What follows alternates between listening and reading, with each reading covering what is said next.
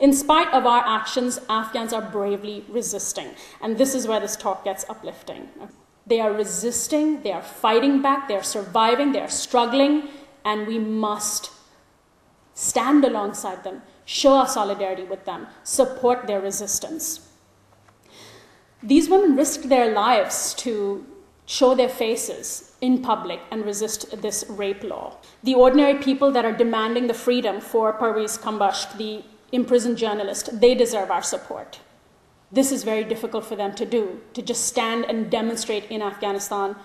You risk your life. She deserves our support. Malalai Joya, the lone member of parliament, kicked out for openly challenging the warlords. Thousands of people demonstrated in support of her across Afghanistan in an atmosphere where demonstrating is risking your life. In support of her returning to parliament, they demanded her reinstatement. She deserves our solidarity. And it is the courage of these people that deserves to be recognized alongside the suffering of Afghan people. It's these people we have to listen to and respect, not the Taliban that we're now planning to negotiate with, and not the Gulbuddin Hekmatyar or the warlords or Karzai. It's not the troops that we must be expressing our solidarity with the strongest. We must celebrate the work of brave Afghan heroes. Heroes who are fighting, who are struggling every single day, without weapons, mind you, for the freedom of their country from both internal slavery and external domination. Which brings me to RAWA. The Revolutionary Association of the Women of Afghanistan was founded in 1977 by this woman, Meena. It was a year before the Soviet invasion. She was an incredible university student, University of Kabul student, who organized for women to fight for their rights in a country that was conservative, but moving in the right direction. And when the Soviets invaded, RAWA expanded their mandate to include self-determination for their nation as well. Freedom from patriarchy, freedom from imperialism. And RAWA are the oldest women's political organization in Afghanistan. And I wouldn't even be surprised if they had something to do with that demonstration against the recent rape law. They are an underground organization. Why? Because they have to be. Because Meena was martyred. She was murdered in 1987 by a collaboration between Gulbuddin Hekmatyar's men and the Soviet-sponsored secret police, the KHAG. You see, because she was considered a threat to both foreign imperialists and local fundamentalists. She was considered a threat to both. This woman, who advocated nonviolent resistance of women, was eliminated for that reason. And she is an inspiration to every single member of RAWA today who continues her legacy, who shun photographs to protect their lives, who use assumed names, who move their residence from house to house every 6 months. They are underground because their leader and founder, Meena, was martyred, and they continue her work and her legacy to emancipate the women of Afghanistan and indeed the people of Afghanistan non-violently in a non-sectarian manner. Their only ideology is that of the Universal Declaration of Human Rights. What sets RAWA apart from other organizations is a twofold approach. RAWA runs schools, orphanages, clinics, literacy programs. So they have the standard humanitarian type work, right? There's lots of organizations, both on the ground and outside in Afghanistan, who are running humanitarian organizations.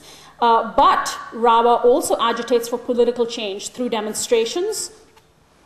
They have many, many demonstrations over the years, and this was one of their more recent demonstrations as well. And what they usually ask for is for an end to both the Taliban and the Northern Alliance warlords, who they see as exactly the same, and of course the end of the US-NATO occupation. They also publish political statements and publish a quarterly political magazine. The oldest women's political magazine in Afghanistan, Payam-e-Zan, which our organization Afghan Women's Mission funds the publishing of it, and they appeal to the international community. And this is what sets them apart from other organizations. They understand that we need a band-aid to stop the bleeding, but they also understand that we need real political change from the ground up for the long term. To RAWA, education is their greatest weapon, and their activism is based a large part on the political, social, traditional, and non-traditional education of women, children, both boys and girls, and men. This is Danish School. Danish means knowledge, and this is one of RAWA's most important projects. It's the only girls' school in the area in Farah province that this school is based, and it's run by RAWA, and I visited the school in 2005. It's the most incredible haven for freedom, for education, for empowerment of young girls that I saw during my time there, and I interviewed a lot of people, and I saw so much misery. I saw the refugees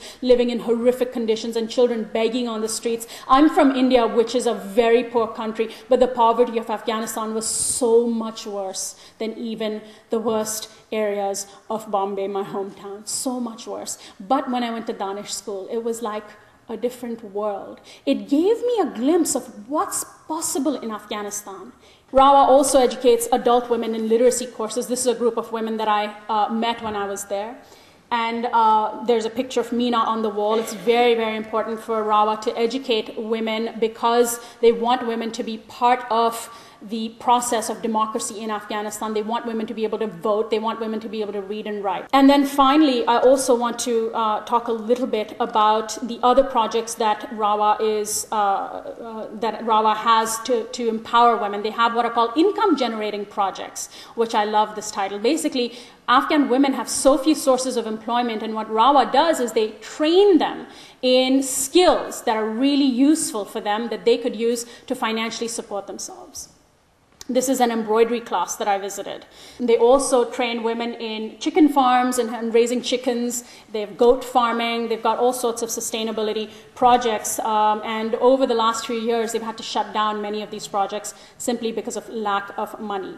There's a medical center that is called Hamoon Clinic that provides healthcare and medication to Afghans in the area in Farah province and has saved many, many lives. Women and children gather to see doctors who donate their time.